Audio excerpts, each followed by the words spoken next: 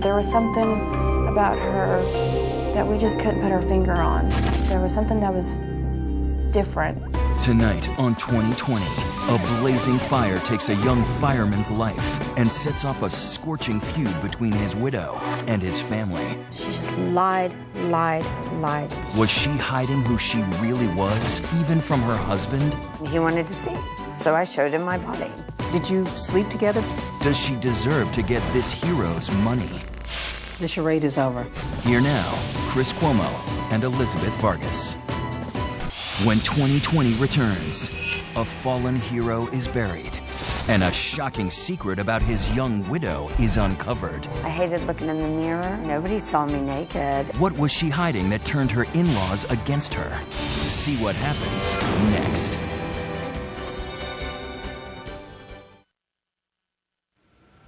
It was a family much like yours and mine, with all the usual characters and quirks. There was the handsome fireman with a beautiful new wife, the unhappy ex-wife, and the suspicious mother-in-law. But inside this family circle, there was also a secret, so incendiary it would ignite a private feud and a public spectacle. Deborah Roberts has the story. We needed to laugh and smile, and that's what we did for each other.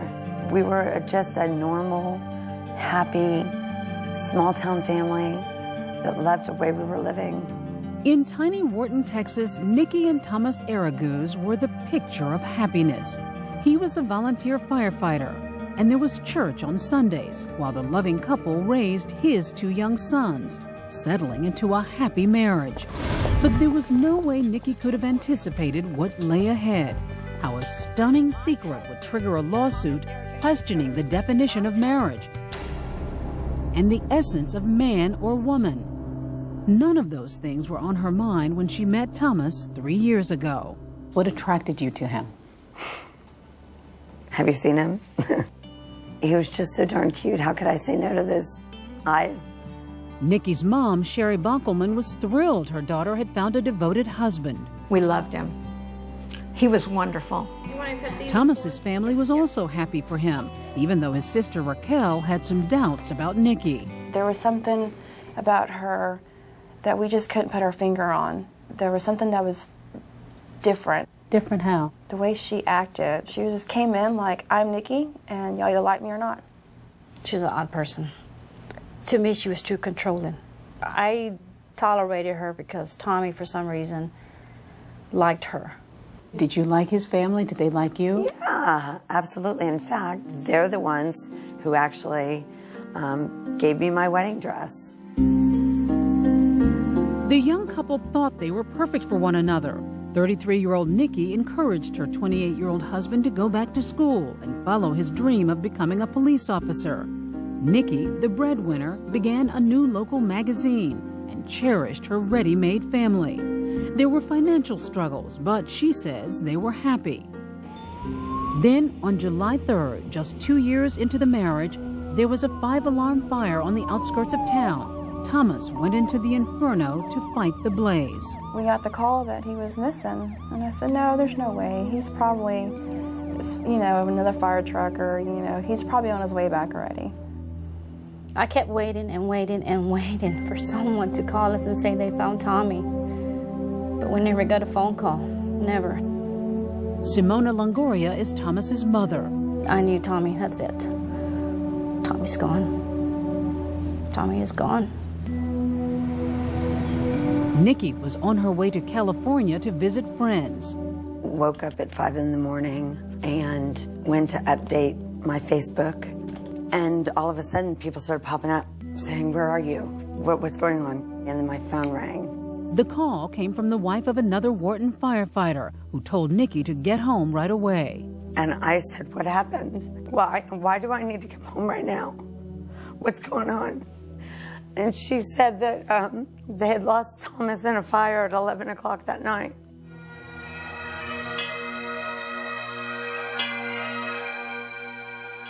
Half the town, 5,000 people, attended the funeral. Thomas was the first firefighter to die in the line of duty in Wharton. I cannot even imagine loving anyone more than him. I can't imagine wanting to share a secret, a little dream, or a silly laugh with anyone as much as I do with him. Thomas, your love is a home for my heart. A fallen hero in the eyes of the community and his family. There's no words to express how much hurt. It still hurts. I still can't believe it that he's gone. I cry every day for him. I miss my best friend. I still call his voicemail to hear his voice. In the midst of all the anguish, a dark cloud surfaced, a deep secret pitting one family against another. At his funeral, we were treated like outcasts. His family, they didn't speak to us, and that was very hurtful. What could be so unforgivable that a widow would be shunned at her own husband's funeral? The Nikki she presented to us is not the Nikki that we know now, at all. And he wanted to see. So I showed him my body. Watch what's next.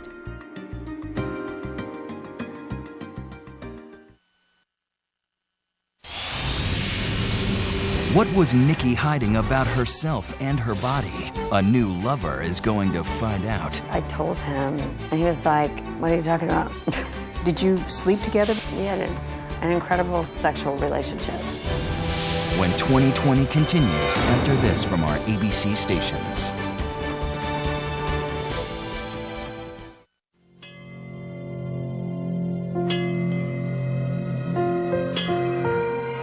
The news that Wharton, Texas had lost beloved firefighter Thomas Araguz rocked the small town. But days later came an even bigger shock. The wife of the fallen hero had a deep secret. She'd actually started her life as a boy, Justin Graham Perdue. The widow of a Wharton firefighter is defending herself. The news would spark a legal battle over whether the widow was entitled to death benefits. No one could imagine that Nikki, a beautiful blonde, had ever been anything but a woman. How far back do you remember feeling different? Oh, 4 or 5 years old. I was not the little boy that they kept, telling me I was. I didn't feel that way. Strangers would come up and they would say, "Oh, what a beautiful little girl." And I would kind of go, roll my eyes and I'd say, "Yes, but it's a boy." "Oh, he's too pretty to be a boy." By the time Justin started school, his mom worried that her son wasn't behaving like his older brother and seemed more like his younger sister, Vanessa. Did you do anything to try to toughen him up, to make him more of a boy? The doctor recommended that I dress Justin very boyish. I hated being dressed as a boy. Oh my God, it was the most uncomfortable feeling. Vanessa remembers the relentless teasing she and her brother got from kids at school. Even throughout elementary school, why is your brother, a faggot, or your brother's a faggot? He would cry and didn't understand how come, he felt this way. By adolescence, there were clear differences. While Justin wasn't born with female reproductive organs, his body just wasn't like the other boys. Justin had round shoulders. Justin had hips. Renee Huff was a childhood friend. Justin had a svelte waist and figure and a walk that matched and a voice that didn't change and to a masculine, deep voice. And there was one other physical trait that caused Justin to question his gender identity. Did you feel that it was the normal anatomy of a boy? No, not at all. In fact, it was like a birth defect is what it felt like to me. You didn't feel you had a regular-sized penis? It didn't develop past 2 or 3 years old. So no, I didn't feel like I had what you said. A penis. You can say that on television. Yeah, I don't like the word. Not when it's referring to me, because I never felt like I had a penis. By high school, Justin was living a double life. He went to classes as a boy, then lived as a girl at night. Nicole Hagginson was one of his best friends. I remember after school we would get in her car and she would put her girl clothes on and, maybe a wig and lipstick and off we would be. And we'd go out together to the mall and go shopping. And that's when, it became apparent. I was like, the charade is over. Exactly. The charade of being a boy is over. After school, I'm being myself. I'm being, the girl I feel like I am. Then, just after graduation, Justin, for his 18th birthday, had his version of a coming out party. She said, I want to dress like a girl. And I said, okay. And she went into her bedroom and she put on this black dress and her high heels and her makeup. And she came out here and I'm going, okay, now I see what they're all seeing. He looked like a girl. He looked like a girl. From that day forward, she would live full-time as a girl. Sherry's son was gone. In his place, another daughter. Justin was now Nikki, choosing the name of a backup singer of her idol Madonna.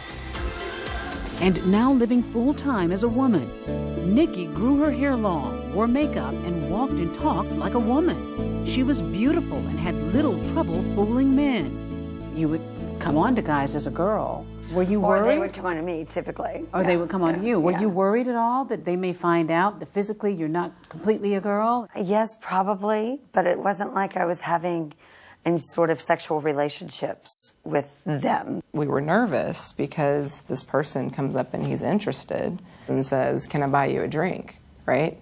Is that the appropriate time to say, well, but we feel that you should know that the person you're buying the drink for, when she's not going by this name, is Justin? Sometimes it was flat out scary.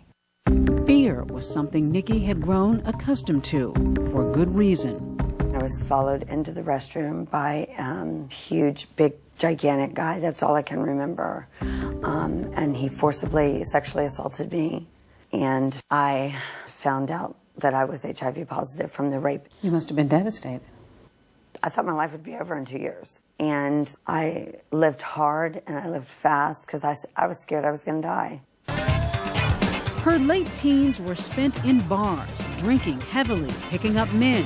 She was careful not to become too physical so as not to reveal her secret. Then daytime television came calling. You went on the Jerry Springer show. Right. And it was one of those shows where you basically surprised the guy. Guess what? You thought I was a woman, I was born a man, and humiliated these guys. Right. Why would you do this? Why would you do these shows? I felt, I was a young, naive teenager who was manipulated by producers of a sensationalistic show. Did you get a kick out of tricking these guys? No. When I saw the look on that guy's face, that's when it clicked to me. I can't do this to anybody else ever again. It was a turning point. Nikki decided her life could no longer be a game of pretend. She wanted to physically become a woman, and surgery was the only option. I hated looking in the mirror. Nobody saw me naked. I don't know how else to compare it, but if you were born with an extra eye in the middle of your forehead and, everyone stared at it, you'd want that removed, wouldn't you? The pricey operation was out of her reach for now, yet Nikki continued living as a woman, and at age 20, an older man stole her heart. I knew I wasn't going to get involved again with anyone else unless I was brutally honest. But would honesty lead to happiness or come back to haunt her?